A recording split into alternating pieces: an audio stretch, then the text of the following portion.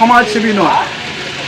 যারা হাজার হাজার লিটার লক্ষ লক্ষ লিটার মদ তৈরি করে বিক্রি করে তাদেরকে কখনো সমাজসেবী বলা যায় না। এবং এই মাস্তান বাহিনী নিয়ে ঘুরে, এর কাছে প্রচুর ক্রিমিনাল আছে। হাজি আক্তার হোসেনের মার্ডারের পিছনে এর বিশাল অভিযোগ ছিল, এরা অভিযুক্ত ছিল এবং কোথাও না কোথাও পাবলিক জানে এদের চরিত্র। এর বাবা জগন্নাথ চৌধুরী, সুনীল চৌধুরী, এরা কি জিনিস সবাই জানে। এরা একটা মাফিয়া এবং এরা লিকার বারেন, এরা মদের বড় ব্যবসা করে। এরা সমাজসেবী হতে পারে না, সমাজের অশান্তির মূল কারণ।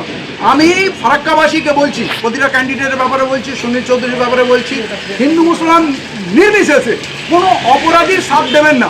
সে যে পার্টি থেকে দাঁড়াক, কোনো অপরাধীকে ভোট দেবেন না, তাকে সমর্থন জানাবেন না।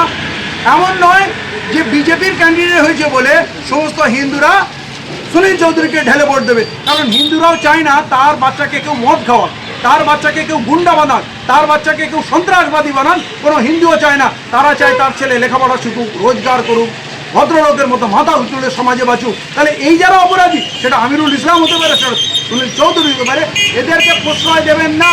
কেউ যেন মনে না করেন হিন্দুরা অপরাধীকে খুব ভালোবাসবে, বিজেপির নামে একটা অপরাধী দাঁড়িয়ে গেলে তাকে ভোট দেবে। আমরা সুস্থ সমাজ গড়তে চাই, হিন্দু মুসলমান সবাই মিলেমিশে একসঙ্গে থাকতে চাই।